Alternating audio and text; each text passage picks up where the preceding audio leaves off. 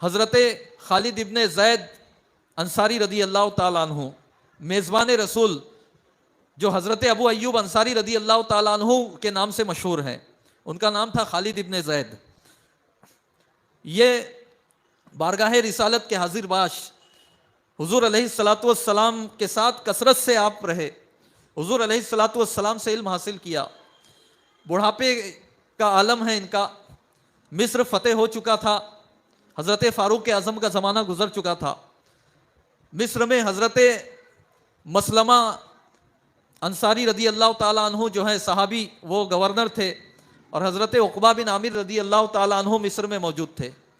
حضرت ابو ایوب انصاری رضی اللہ تعالیٰ عنہ نے حضور علیہ الصلاۃ والسلام سے ستر مومن کے بارے میں ایک حدیث سنی تھی، یعنی مومن کے عیوب کی پردہ پوشی کے بارے میں ایک حدیث سنی تھی، لیکن انہیں جتنا پکا یاد تھا، عمر گزرنے کی وجہ سے اس یادداشت میں کچھ انہیں کمی محسوس ہوئی۔ انہوں نے غور کیا کہ اس وقت جب حضور علیہ الصلاۃ والسلام سے میں نے یہ حدیث سنی تو سرکار سے یہ حدیث سننے والا اور کون کون اس وقت موجود ہے، تو انہوں نے غور کیا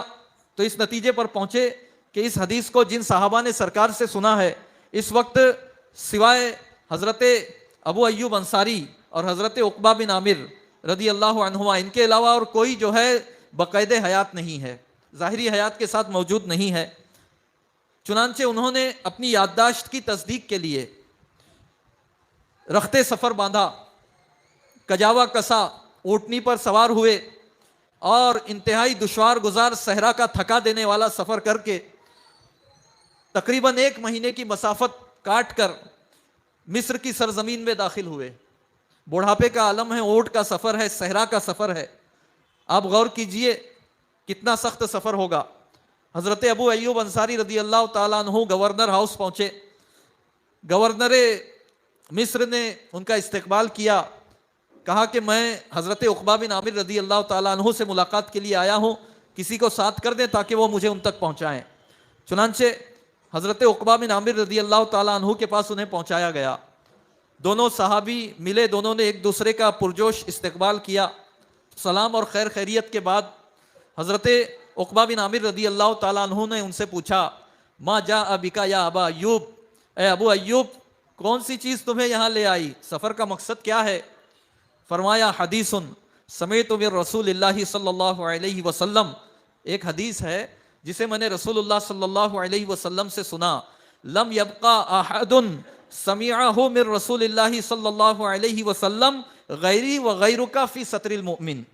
کہ یہ حدیث مومن کی ستر پوشی کے تعلق سے ہے، اور اس وقت آپ کے اور میرے علاوہ اور کوئی ایسا موجود نہیں جس نے یہ حدیث حضور علیہ الصلاۃ والسلام سے سنی ہو۔ میں چاہتا ہوں کہ میں وہ حدیث آپ سے سنوں۔ حضرت عقبہ بن عامر رضی اللہ تعالیٰ عنہ نے فرمایا، نعم سمعت رسول اللہ صلی اللہ علیہ وسلم یقول، ہاں میں نے رسول اللہ صلی اللہ علیہ وسلم کو فرماتے ہوئے سنا، من ستر مؤمنا فی الدنیا علی عورت سترہ اللہ تعالی یوم القیامہ،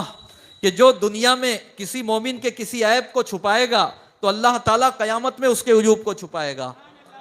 قیامت میں اہل محشر کے سامنے اس سے رسوا ہونے سے بچائے گا۔ حضرت ابو ایوب انصاری نے جب حدیث سنی فرمایا، نعم صدقتا، ہاں تو نے سچ کہا۔ اس کے بعد آپ نے اجازت لی اور اپنے اونٹ کی طرف بڑھے، ابھی اونٹ سے سامان اترا نہیں ہے، کجاوا کسا ہوا ہے۔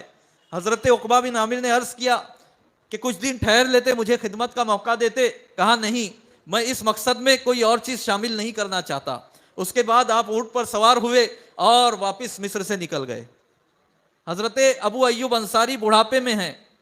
اور ایک ایسی حدیث کی تصدیق کے لیے گئے، حدیث بھولے نہیں، بس یادداشت مضبوط کرنے کے لیے۔ وہ ایسی حدیث ہے جس کا تعلق ایک فضیلت سے ہے،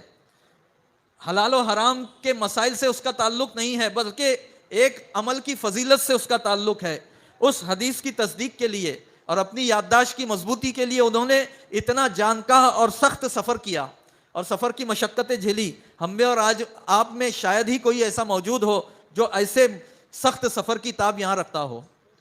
یہ صحابی رسول ہیں، کیونکہ وہ جانتے تھے کہ اس علم دین کے سفر میں جو مشقت ہو رہی ہے، دراصل یہ اللہ کی محبت میں مجاہدہ ہے، اور جو اللہ کی راہ میں مجاہدہ کرتا ہے اللہ اسے اپنے راستوں کی ہدایت کرتا ہے۔